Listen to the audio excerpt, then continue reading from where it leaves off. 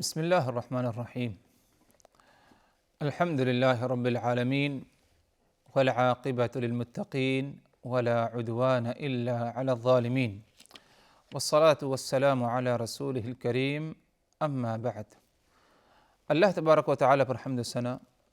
اور اس کے نبی کریم صلی اللہ علیہ وسلم پر بے شمار بے حد بے عدد درود و سلام کے بعد، محترم ناظرین،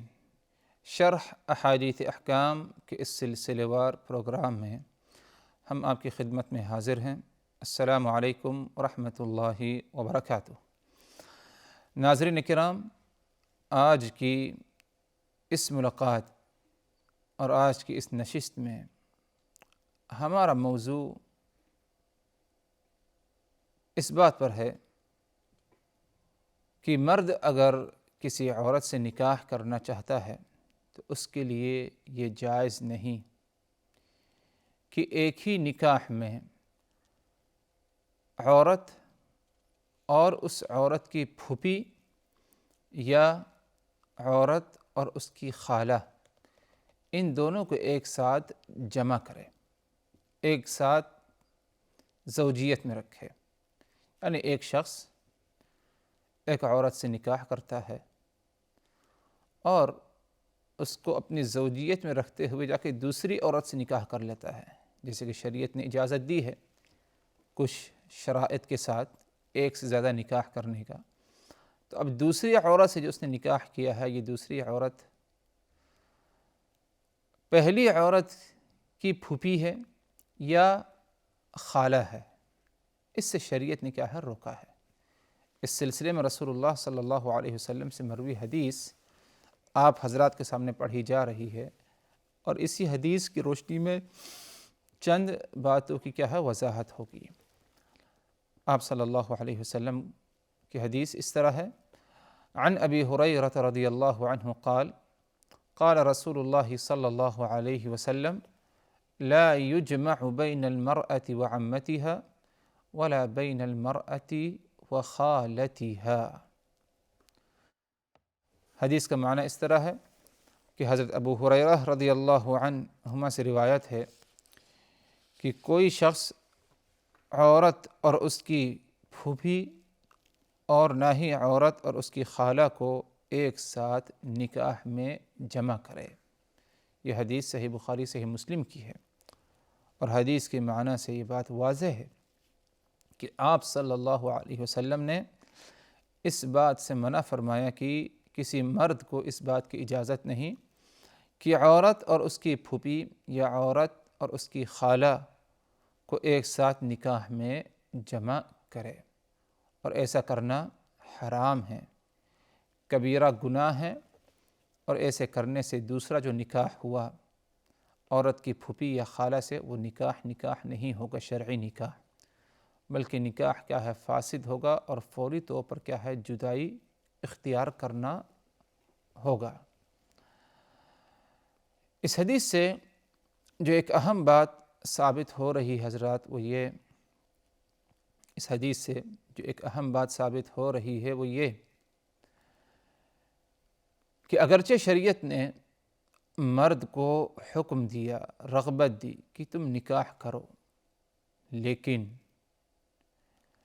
ہر عورت سے نکاح کرنا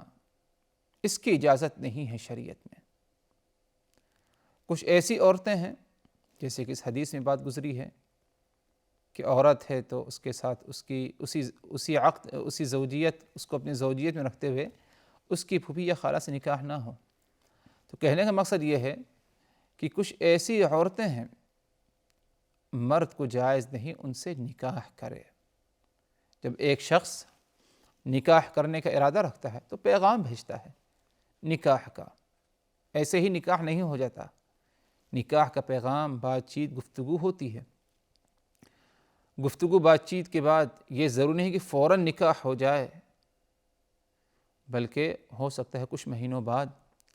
سال دو سال بعد ہو جائے۔ تو گویا کہ جو پیغام بھیجا اور وہ پیغام عورت کی طرف سے قبول ہے، تو یہ ایک قسم کا وعدہ ہے، نہ کہ نکاح ہے۔ اور اس وعدے کو عربی زبان میں خطبہ کہا جاتا ہے، اور اردو میں کیا ہے مگنی بھی کہتے ہیں لوگ، اور وہ جو ہے دوسری زبان اور دیگر زبانوں میں اور بھی مختلف کچھ کہتے ہیں، لیکن اس کو کوئی نکاح نہیں کہتا، اس کو کوئی شادی زواج نہیں کہتا، یہ ایک قسم کا خطبہ ہے، ایک وعدہ ہے، ایک مگنی ہوئی ہے، اتفاق ہوا، وعدہ ہوا کہ ہم تم سے نکاح کریں گے۔ ہاں، نکاح کب کریں گے؟ یہ جیسے کہ ان کا آپس میں اتفاق ہو۔ تو کہنے کا مقصد یہ ہے کہ جب مرد پیغام بھیجتا ہے نکاح کے لیے، کس کے پاس پیغام بھیجے؟ دو اہم شرطیں پائی جانا چاہیے۔ پہلی شرط یہ ہے کہ جس کے پاس نکاح کا پیغام بھیجا وہ مخطوبہ نہ ہو کسی اور کی، یعنی کسی اور سے اس کی نکاح کی بات پکی نہ ہو، کسی اور سے اس کی مگنی نہ ہو، بلکہ وہ خالی ہو، انگیج نہ ہو۔ نمبر دو، دوسری شرط یہ ہے کہ وہ عورت اس مرد کے لیے جس نے پیغام بھیجا ہے، اس مرد کے لیے نکاح کے غرض سے، نکاح کے لیے کیا ہے؟ جائز ہو، نکاح کے لیے جائز ہو، وہ عورت اس مرد پر حرام نہ ہو۔ کچھ عورتیں ایسی ہیں جن سے نکاح کرنا مردوں کے لیے ناجائز ہے، حرام ہے، جیسے کہ اللہ تبارک و تعالی نے سورہ نساء میں بلکہ اللہ تبارک و تعالی نے سورہ نساء میں، یا یوں سمجھیے اللہ تبارک و تعالی نے قرآن مجید میں چوتھے پارے کے 5ویں پارے کے اخیر میں، بلکہ چوتھے پارے کے اخیر میں اللہ تبارک و تعالی نے عورتوں کا ذکر کیا، ان عورتوں کا جن عورتوں سے نکاح کرنا مرد کے لیے حرام ہے، جیسے کہ اللہ تبارک و تعالی کا فرمان حرمت علیکم امہاتکم و بناتکم، اللہ تبارک و تعالی نے تم پر حرام کیا کہ تم اپنی ماں سے نکاح کرو، اپنی بیٹیوں سے نکاح کرو، اپنی خالاؤں سے نکاح کرو، اپنی پھوپھیوں سے نکاح کرو، اور بھی جو ہے دیگر عورتوں کا ذکر ہوا ہے، جس سے یہ بات واضح طور پر ثابت ہو رہی ہے کہ ہر ایک عورت سے نکاح کرنے کی گنجائش نہیں، بلکہ وہ عورت خالی ہو، حرمت نہ ہو مرد کے ساتھ، اس سے کیا ہے نکاح کیا جا سکتا ہے۔ اور حرمت دو قسم کی ہے، پہلی قسم ہے حرمت مؤبدہ اور دوسری قسم ہے حرمت مؤقتہ۔ حرمت مؤبدہ یعنی ہمیشہ ہمیش کے لیے وہ عورت حرام ہے، ہمیشہ ہمیش کے لیے وہ عورت اس مرد پر حرام ہے، اور یہ کون ہے؟ انسان کی اپنی ماں، اور اس سے اوپر چلے جائیے، انسان کی اپنی ماں اور اس سے اوپر، ماں کے اوپر کون ہے؟ نانی، نانی کے اوپر پر نانی، تو ماں حرام ہے، اور اسی طرح انسان پر اس کی بیٹی، اور نیچے چلے جائے بیٹی سے بیٹی کی بیٹی، یہ سب حرام ہیں۔ اسی طرح انسان پر اپنی بہن، چاہے ایک ماں باپ سے ہو، یا ماں مختلف ہو باپ ایک ہو، یا باپ مختلف ہو ماں ایک ہو، بہن حرام ہے۔ تو یہ سب کیا ہے؟ حرمت ہے۔ خالہ حرام ہے، پھوپھی حرام، یہ ہمیشہ کی حرمت ہے، حرمت مؤبدہ، ہمیشہ ہمیشہ یہ حرمت رہے گی، کبھی بھی یہ حرمت ان سے ہٹ نہیں سکتی۔ ہاں، جہاں تک معاملہ حرمت مؤقتہ ہے، یعنی وقتی طور پر کیا ہے، وقتی طور کے لیے کیا ہے، تھوڑی دن کے لیے یا ایک مدت تک کے لیے وہ عورت اس پر حرام ہے۔ مثال کے طور پر مطلقہ عورت اس وقت تک اس سے نکاح نہیں کر سکتا مرد جب تک کہ اس کی عدت پوری نہ ہو جائے۔ فوت شدہ خاوند ہو کسی عورت کا تو اس وقت تک اس سے نکاح کوئی دوسرا شخص نہیں کر سکتا جب تک کہ وہ عدت وفات جو ہے سے پوری مدت جو ہے نہ کر لے۔ اسی طرح انسان اپنی بیوی کی پھوپھی سے یا اپنی بیوی کی خالہ سے نکاح نہیں کر سکتا، یا اپنی بیوی کی بھتیجی سے یا اپنی بیوی کی بھانجی سے، ان سے نکاح نہیں کر سکتا جب تک کہ جس سے پہلے نکاح کیا ہے اس سے اس کی زوجیت کا سلسلہ ختم نہ ہو جائے۔ تو آپ صلی اللہ علیہ وسلم نے اس حدیث میں جو بتایا ہمیں کہ لا یجمع بین المرأة وعمتها ولا بین المرأة وخالتها، ایک نکاح میں ایک وقت میں دو ایسی عورتوں کو ساتھ نہیں رکھ سکتا مرد زوجیت میں کہ عورت اور اس کی پھوپھی یا عورت اور اس کی خالہ، ایک وقت میں کیا ہے آدمی اپنے پاس ان کو اپنی زوجیت میں نہیں رکھ سکتا۔ اور اگر دیکھا جائے تو اس میں حرمت کی علت کیا ہو سکتی ہے؟ کیوں آپ صلی اللہ علیہ وسلم نے اس سے منع فرمایا کہ مرد کو جائز نہیں کہ اپنی بیوی کی پھوپھی یا اپنی بیوی کی خالہ سے نکاح کرے؟ کیونکہ جانتے ہیں حضرات کہ آپس میں جو سوکنوں کا معاملہ ہوتا ہے، زیادہ تر یعنی مطلق یہ حکم نہیں لگایا جا سکتا، لیکن اتنا ضرور کہا جا سکتا ہے کہ زیادہ تر جو معاملہ ہوتا ہے آپس کا سوکن کا، وہ یہ ہے کہ آپس میں ایک دوسرے سے حسد، ایک دوسرے سے تکلیف، ایک دوسرے سے کیا ہے جسے کہتے ہیں غیرت کا معاملہ ہوتا ہے۔ تو ادھر اگر عورت سے نکاح کیا اور اس کے بعد اسی کی پھوپھی سے یا اسی کی خالہ سے نکاح کر لے، یا اگر مرد جو ہے نکاح کرتا ہے کسی عورت سے بانے اس کی بھتیجی سے یا اس کی بھانجی سے نکاح کرتا ہے، تو ادھر ان دو عورتوں کا جو آپس میں پرانا رشتہ ہے کہ بھتیجی پھوپھی ہے، بھانجی خالہ ہے، ان کا جو آپس میں رشتہ ہے یہ رشتہ کیا ہے غیرت کے بنا پر کیا ہے متاثر ہوگا۔ غیرت زور پکڑتی ہے، جب سوکن کا معاملہ ہوتا ہے تو ایک دوسرے سے کیا ہے قطع تعلقی تو ہوتی ہی ہے، اور جب آپس میں دونوں قریبی رشتہ دار ہوں جیسے کہ پھوپھی اور خالہ کا معاملہ ہے، تو ادھر قریبی رشتہ داری کیا ہے ختم ہوگی، قطع رحمی ہوگی، اور یہ کیا ہے ایک بہت ہی منکر عمل ہوگا اور شر کا اس سے کیا ہے دروازہ کھلے گا۔ اسی لیے آپ صلی اللہ علیہ وسلم نے منع فرمایا کہ لا یجمع بین المرأة وعمتها ولا بین المرأة وخالتها، کہ کوئی شخص عورت اور اس کی پھوپھی اور نہ ہی عورت اور اس کی خالہ کو ایک ساتھ نکاح میں جمع کرے۔ آپ صلی اللہ علیہ وسلم نے اس سے ہمیں منع فرمایا، اور ممانعت کی وجہ اور حکمت کیا ہے جیسے کہ بات گزری ہے کہ ایسے کرنے سے دونوں میں کیا ہے قطع رحمی ہو سکتی ہے، کیونکہ سوکن کا معاملہ،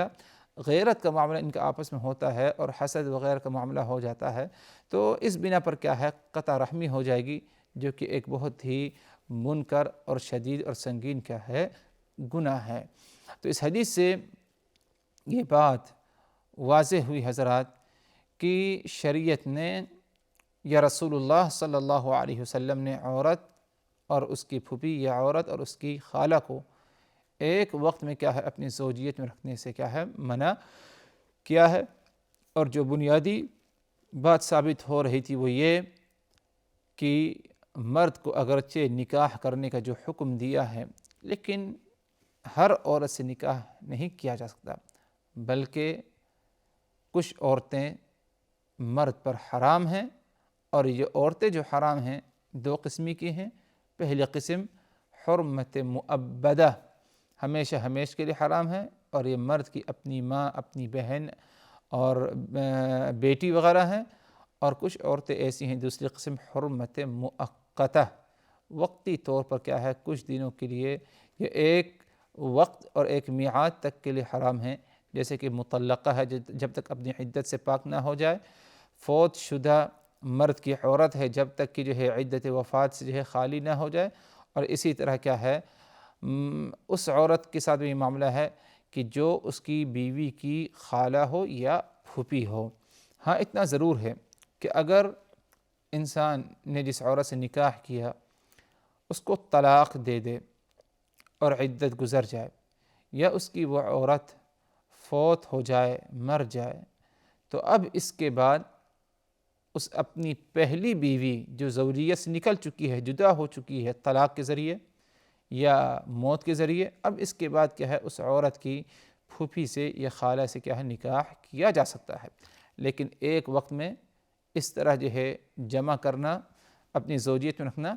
اس کی کوئی گنجائش شریعت میں نہیں ہے۔ اس سے یہ بات ہمیں واضح ہو رہی ہے حضرات کہ اسلام نے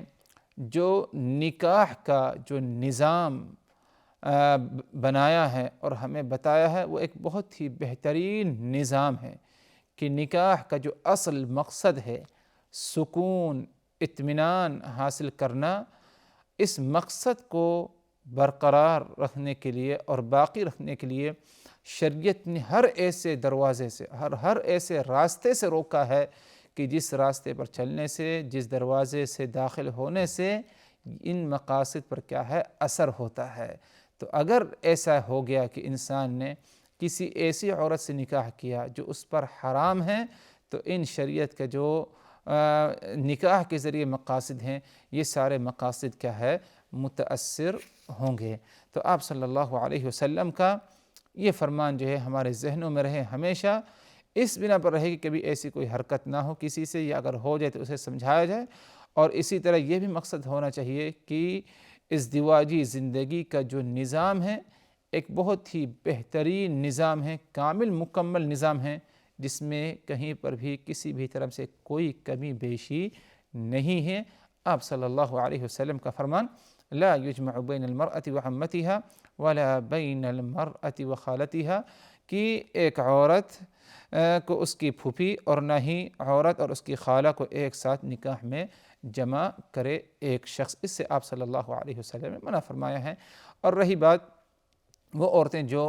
حرام ہیں مرد پر، اللہ تبارک و تعالی نے ان کا ذکر قرآن مجید میں 4 پارے کے جو ہے آخری میں فرمایا ہے، اس طرف جو ہے ہم رجوع ہو کر کیا ہے اس کی تفسیر اس کا ترجمہ پڑھ لیں تو یہ بات ہمیں اور اچھی طرح بہترین طریقے سے کیا ہے سمجھ آ سکتی ہے۔ تو اللہ تبارک و تعالی ہم سبھوں کو ان باتوں کو اچھی طرح سمجھنے کی، یاد رکھنے کی، عمل کرنے کی اور دوسروں تک پہنچانے کی ہمیں کیا ہے توفیق دے، اور اسی طرح ازدواجی زندگی جو ہو ہماری وہ کتاب و سنت کے مطابق ہو، تاکہ جو ہے ازدواجی زندگی کا جو مقصد ہے وہ مقصد ہمیں مکمل اور اچھی طور پر کیا ہے حاصل ہو سکے۔ اقول قولی ھذا واستغفر اللہ لی ولکم من کل ذنب فاستغفروہ انہ ھو الغفور الرحیم، والسلام علیکم ورحمۃ اللہ وبرکاتہ۔